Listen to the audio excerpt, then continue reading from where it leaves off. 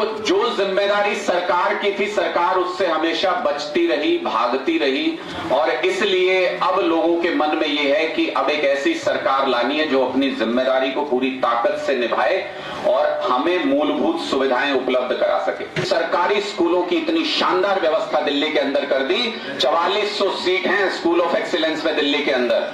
92,000 application आई 4400 seat के लिए सरकारी स्कूल के अंदर। ये आज के दिन में दिल्ली के स्कूलों की आज के दिन में बढ़ाई है। दिल्ली के स्कूलों में जो हमने काम किया, सीना ठोक के लोगों के बीच में जाते हैं और बोलते हैं अगर काम किया हो तो वोट देना, वरना वोट मत देना।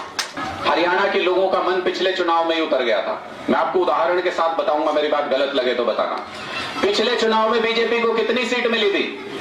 40 सीटें मिली थी बीजेपी को हरियाणा के अंदर। सरकार बनाने के लिए कितनी चाहिए होती हैं? 46 सीटें चाहिए होती हैं सरकार बनाने के लिए। यानी पिछली बार ही हरियाणा की जनता ने यह कह दिया था कि आप दोबारा नहीं चाहिए, आपकी सरकार नहीं बनानी। बीजेपी को हरा दिया था पिछली बार। भारत माता की, भारत माता की, इंकलाब, इंकलाब। इसका मतलब सुनने का मन है आप लोगों का। आज पूरे हरियाणा का सुनने का मन है, क्योंकि त्रस्त हैं लोग। सारी पॉलिटिकल पार्टियों से बुरी तरह से परेशान है सारे लोग। और क्यों परेशान है, 5 मिनट के अंदर मैं वो बातें बताऊंगा और सिर्फ उन बातों पे चर्चा करूंगा जिनके बारे में अफवाहें फैलाई जाती हैं। क्योंकि आम आदमी पार्टी की विचारधारा को किसी माध्यम का मोहताज नहीं। आम आदमी पार्टी की विचारधारा हमारा काम बोलता है। पंजाब में भी, दिल्ली में भी हमारा काम बोलेगा।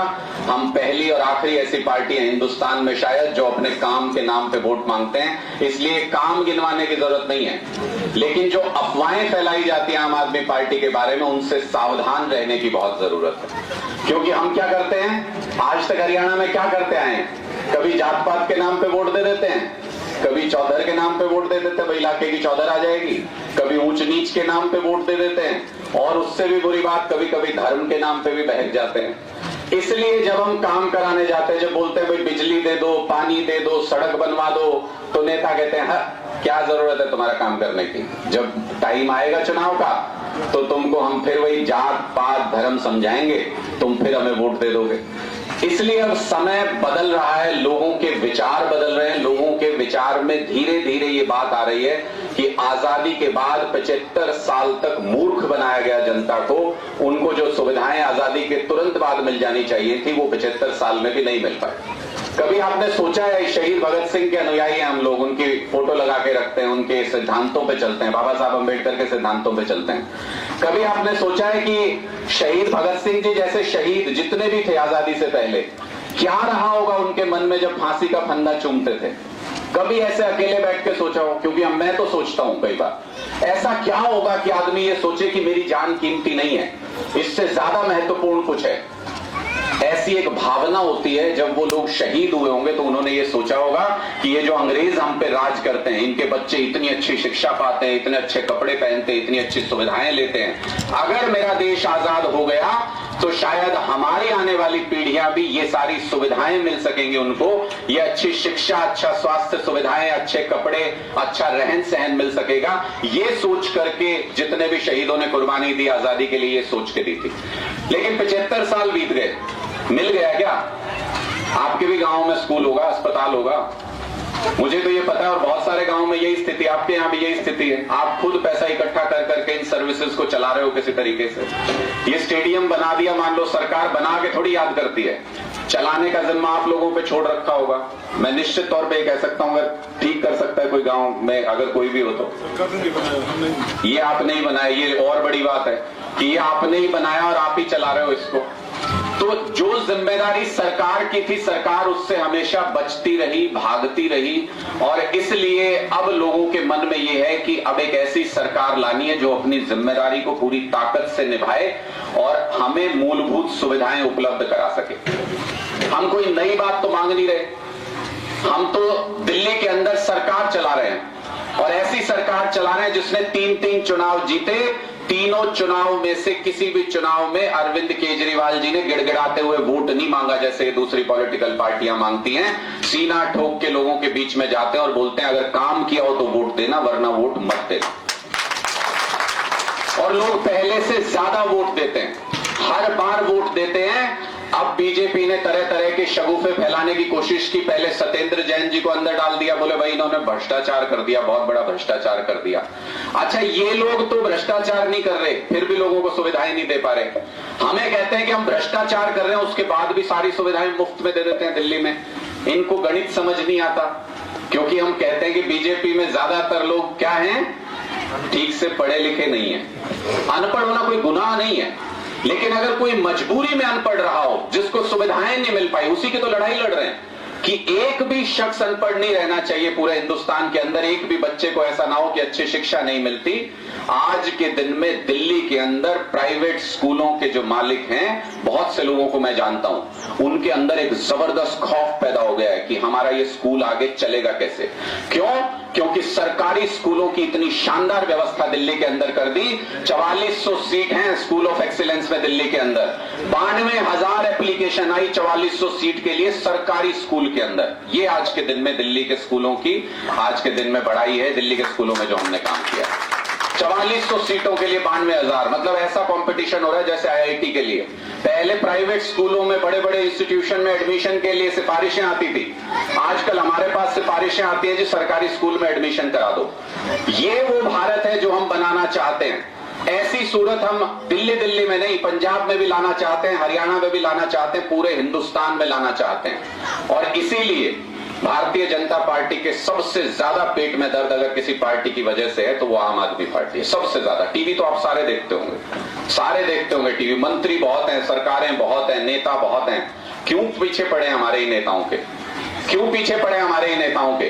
क्योंकि उनको पता है कि अगर ये जो काम कर रहे हैं इन्होंने और 2-4 साल कर दिया तो कोई भारतीय जनता पार्टी का और कांग्रेस का नाम लेवा ही नहीं बचेगा, कोई झंडा उठाने वाला नहीं बचेगा, क्योंकि मूलभूत सुविधाएं हर व्यक्ति को चाहिए होती हैं। अब मैं क्यों कह रहा हूं कि हरियाणा में बदलाव का वक्त है? हरियाणा में बदलाव का वक्त इसलिए है क्योंकि पहले हरियाणा को जी तोड़ तरीके से कांग्रेस ने लूटा। कांग्रेस ने खूब लूटा हरियाणा को। पहले खूब लूटने के बाद उन्होंने अपने साथी को, बीजेपी को, ये कहा कि अब आप आ जाओ, 5-10 साल आप लूट लो। तो उसके बाद भारतीय जनता पार्टी आई, उन्होंने लूटा। हरियाणा के लोगों का मन पिछले चुनाव में ही उतर गया था। मैं आपको उदाहरण के साथ बताऊंगा, मेरी बात गलत लगे तो बताना। पिछले चुनाव में बीजेपी को कितनी सीट मिली थी? 40 सीटें मिली थी बीजेपी को हरियाणा के अंदर। सरकार बनाने के लिए कितनी चाहिए होती हैं? 46 सीटें चाहिए होती हैं सरकार बनाने के लिए। यानी पिछली बार ही हरियाणा की जनता ने यह कह दिया था कि आप दोबारा नहीं चाहिए, आपकी सरकार नहीं बनानी। बीजेपी को हरा दिया था पिछली बार। लेकिन अमूमन ऐसा होता है कि अगर एक पॉलिटिकल पार्टी सरकार में हारती है तो विपक्षी दल की सरकार बन जाती है। हरियाणा के अंदर कांग्रेस पार्टी को भी लोगों ने बहुमत नहीं दिया। कांग्रेस पार्टी को भी 30-31 सीटें देके ये कहा कि आपसे भी हम त्रस्त हो चुके हैं, 70 साल तक आपको देखा है, आपको भी दोबारा सरकार में नहीं लाना चाहते। जेजेपी ने बीजेपी के खिलाफ वोट मांगा। जेजेपी ने ये कहा कि हम बीजेपी की सरकार बदलेंगे, उनको भी 10 सीटें दी। लोगों ने ये कहा कि ना, इतनी हैसियत नहीं है कि आप हरियाणा में सरकार बना सको, और आपके पुरखों के काम हमने देखे हैं। तो इसलिए तीनों बड़ी पार्टियों को हरियाणा की जनता पहले ही नकार चुकी है, खाली पड़ी है। हरियाणा की जनता के मन में खाली स्थान है। वो एक ऐसी पार्टी ढूंढ रहे हैं जिसके ऊपर वो विश्वास कर सके।